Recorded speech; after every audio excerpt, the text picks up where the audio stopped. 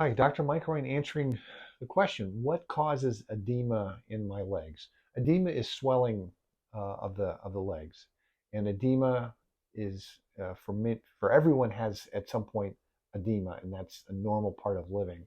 So edema can be considered either normal or abnormal.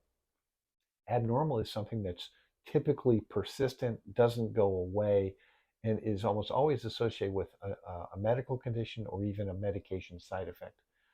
Normal edema occurs very commonly for people in the summer, in the hot days of the summer, and it's simply a result of the increased circulation as the body tries to cool itself off. The more blood flowing down to the legs puts more circulation pressure in the legs, and that causes swelling. That's normal, and people report that when it's not hot, they don't have swelling. Other things that cause swelling that is normal is standing or sitting for long periods of time. Uh, the reason it causes swelling is because the normal circulation in the body to reduce the swelling depends on the contraction of the muscles in your leg. If your muscles are not contracting, it's not able to squeeze the circulation back out of your legs, and it just sits there under pressure. And as a result, swelling develops. So, for example, if you're on a car ride or an airplane ride, or you're sitting at work all day, or you're uh, like many people who are nurses or teachers, uh, hairstylists that are standing all day, they can't really walk very much. They're staying in one place. Those people typically will get swelling. Unfortunately, that's normal for those occupations. Um, and what we recommend is compression stockings and to try to do some walking, uh, every 10 or 15 minutes if it's possible to break that cycle. Uh, Abnormal swelling usually is something that is persistent. It doesn't go away. It's there every day. It may even be there 24/7.